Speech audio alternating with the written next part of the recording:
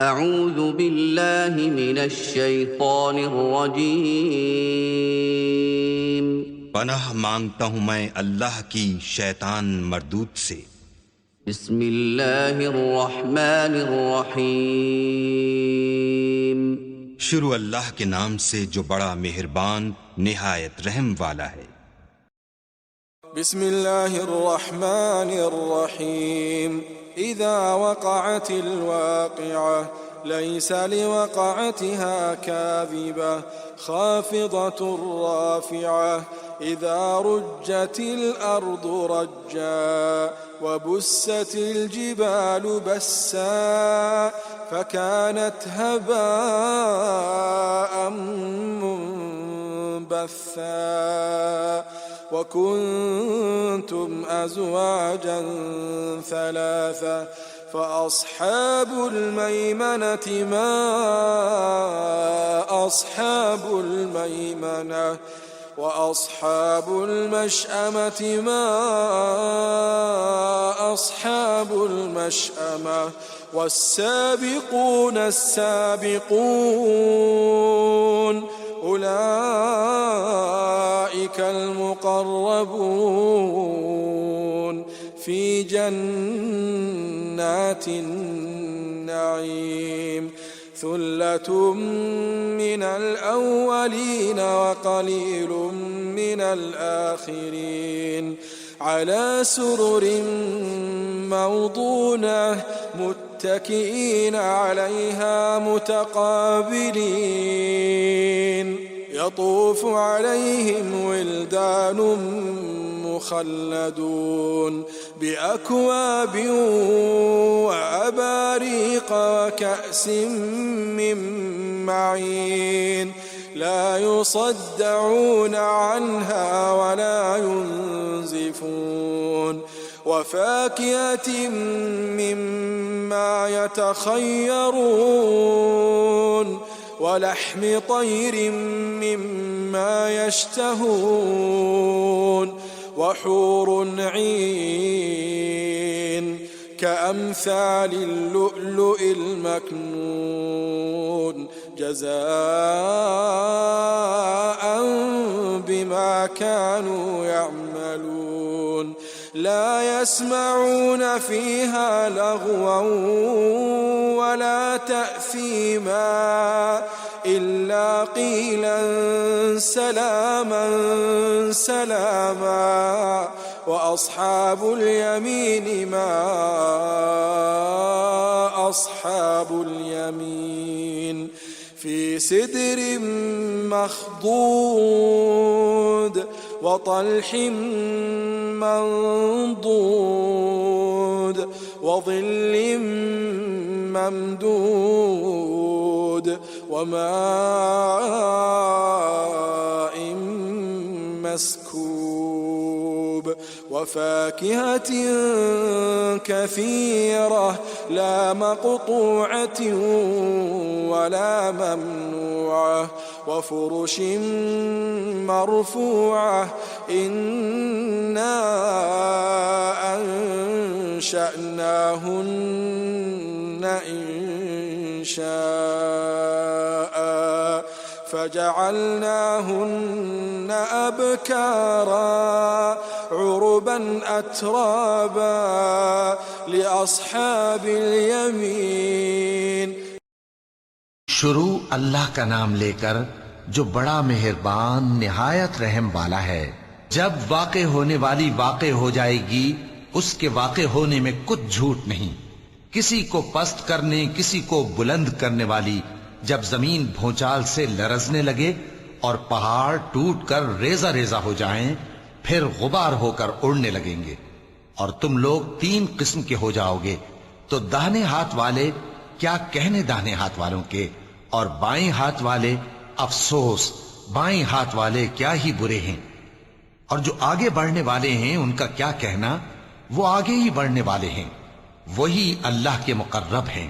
नेमत की बहिश्तों में वो बहुत से तो पहले के लोगों में से होंगे और थोड़े से बाद वालों में से। लालो याकूत वगैरह से जड़ाव तख्तों पर आमने सामने तकिया लगाए हुए बैठे होंगे। नौजवान खिदमत गुजार जो हमेशा एक ही हालत में रहेंगे उनके आसपास फिरेंगे, यानी आप खोरे और आफताबे और साफ शराब के जाम ले लेकर। उससे न तो सर में दर्द होगा और न उनकी अक्लें जायल होंगी, और मेवे जिस तरह के उनको पसंद हों, और परिंदों का गोश्त जिस किस्म का उनका जी चाहे, और बड़ी बड़ी आंखों वाली हूरें जैसे हिफाजत से रखे हुए आबदार मोती। ये उनके अमाल का बदला है जो वो करते थे। वहां न वो बेहुदा बात सुनेंगे और न गाली गलोच। हाँ, उनका कलाम सलाम सलाम होगा। और दाहिने हाथ वाले क्या कहने हैं दाहिने हाथ वालों के, वो बेकांटों की बेरियों और तह बतह केलों और लंबे लंबे सायों और बहते पानी के चश्मों और बहुत से मेवों के बागों में होंगे, जो न कभी खत्म हो और न उन पर कोई रोक टोक होगी, और ऊंचे ऊंचे बिस्तरों पर आराम करेंगे। हमने ही इन हूरों को पैदा किया तो इनको कुंवारी बनाया, और शौहरों की प्यारी और हम उम्र, यानी दाहिने हाथ वालों के लिए। सुल्लतुम मिनल अव्वलीन व सुल्लतुम मिनल आखिरीन व अस्हाबुश शिमाल मा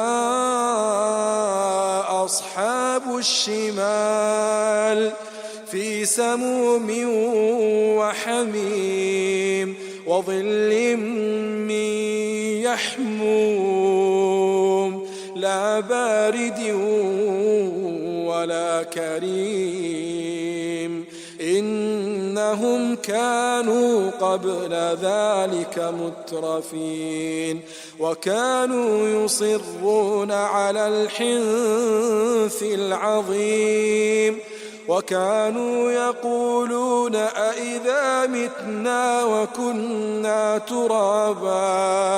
وكنا ترابا وعظاما أإنا لمبعوثون أو آباؤنا الأولون قل إن الأولين والآخرين لمجموعون إلى ميقات يوم معلوم ثم إنكم أيها الضالون المكذبون لآكلون من شجر من زقوم فمالئون منها البطون فشاربون عليه من الحميم فشاربون شرب الهيم هذا نزلهم يوم الدين نحن خلقناكم فلولا تصدقون أفرأيتم ما تمنون أأنتم تخلقونه أم نحن الخالقون نحن قدرنا بينكم الموت وما نحن بمسبوقين على أن نبدل أمثالكم وننشئكم فيما لا تعلمون ولقد علمتم النشأة الأولى فلولا تذكرون أفرأيتم ما تحرثون أأنتم تزرعونه أم نحن الزارعون لو نشاء لجعلناه حطاما فظلتم تفكهون إنا لمغرمون بل نحن محرومون أفرأيتم الماء الذي تشربون أأنتم أنزلتموه من المزن أم نحن المنزلون لو نشاء جعلناه أجاجا فلولا تشكرون أفرأيتم النار التي تورون أأنتم أنشأتم شجرتها أم نحن المنشئون نحن جعلناها تذكرة ومتاعا للمقوين فسبح باسم ربك العظيم. یہ بہت سے تو پہلے کے لوگوں میں سے ہوں گے اور بہت سے بعد والوں میں سے، اور بائیں ہاتھ والے، افسوس بائیں ہاتھ والے کیا ہی عذاب میں ہوں گے، یعنی دوزخ کی لپٹ اور کھولتے ہوئے پانی میں، اور سیاہ دھوئیں کے سائے میں جو نہ ٹھنڈا ہوگا اور نہ خوشنما. یہ لوگ اس سے پہلے عیش میں پڑے ہوئے تھے اور بڑے گناہ یعنی کفر پر اڑے ہوئے تھے، اور کہا کرتے تھے کہ بھلا جب ہم مر گئے اور مٹی ہو گئے اور ہڈیاں ہی ہڈیاں ہو گئے تو کیا ہمیں پھر اٹھنا ہوگا، اور کیا ہمارے اگلے باپ دادا کو بھی؟ کہہ دو کہ بے شک پہلے اور بعد والے سب ایک روز مقرر کے وقت پر جمع کیے جائیں گے. پھر تمہیں جھٹلانے والے گمراہ ہو تھوہر کے درخت سے کھاؤ گے، پھر اسی سے پیٹ بھرو گے، پھر اس پر کھولتا ہوا پانی پیو گے، پھر پیو گے بھی اس طرح جیسے پیاسے اونٹ پیتے ہیں. انصاف کے دن یہ ان کی ضیافت ہوگی. ہم نے تم کو پہلی بار بھی تو پیدا کیا ہے، تو تم دوبارہ اٹھنے کو کیوں سچ نہیں سمجھتے؟ دیکھو تو کہ جس نطفے کو تم ڈالتے ہو کیا تم اس سے انسان کو بناتے ہو یا ہم بناتے ہیں؟ ہم نے تمہارے لیے موت کو مقرر کر دیا ہے، اور ہم اس بات سے عاجز نہیں کہ تمہاری طرح کے اور لوگ تمہاری جگہ لے آئیں اور تم کو ایسے عالم میں جس کو تم نہیں جانتے پیدا کر دیں. اور تم نے پہلی پیدائش تو جان ہی لی ہے، پھر تم سوچتے کیوں نہیں؟ بھلا دیکھو تو کہ جو کچھ تم بوتے ہو تو کیا تم اسے اگاتے ہو یا ہم اگاتے ہیں؟ اگر ہم چاہیں تو اسے چورا چورا کر دیں سو تم باتیں بناتے رہ جاؤ کہ ہائے ہم تو تاوان میں پھنس گئے، بلکہ ہم بے نصیب رہ گئے. بھلا دیکھو تو کہ جو پانی تم پیتے ہو کیا تم نے اس کو بادل سے نازل کیا ہے یا ہم نازل کرتے ہیں؟ اگر ہم چاہیں تو ہم اسے کھاری کر دیں، پھر تم شکر کیوں نہیں کرتے؟ بھلا دیکھو تو جو آگ تم درخت سے نکالتے ہو کیا تم نے اس کے درخت کو پیدا کیا ہے یا ہم پیدا کرتے ہیں؟ ہم نے اسے یاد دلانے اور مسافروں کے برتنے کو بنایا ہے، تو اے پیغمبر صلی اللہ علیہ وآلہ وسلم تم اپنے پروردگار عظیم کے نام کی تسبیح کرو. فلا أقسم بمواقع النجوم وإنه لقسم لو تعلمون عظيم إنه لقرآن كريم في كتاب مكنون لا يمسه إلا المطهرون تنزيل من رب العالمين. أفبهذا الحديث أنتم مدهنون وتجعلون رزقكم أنكم تكذبون فلولا إذا بلغت الحلقوم وأنتم حينئذ تنظرون ونحن أقرب إليه منكم ولكن لا تبصرون فلولا إن كنتم غير مدينين ترجعونها إن كنتم صادقين. فأما إن كان من المقربين فروح وريحان وجنة نعيم. وأما إن كان من أصحاب اليمين فسلام لك فسلام لك من أصحاب اليمين وأما إن كان من المكذبين الضالين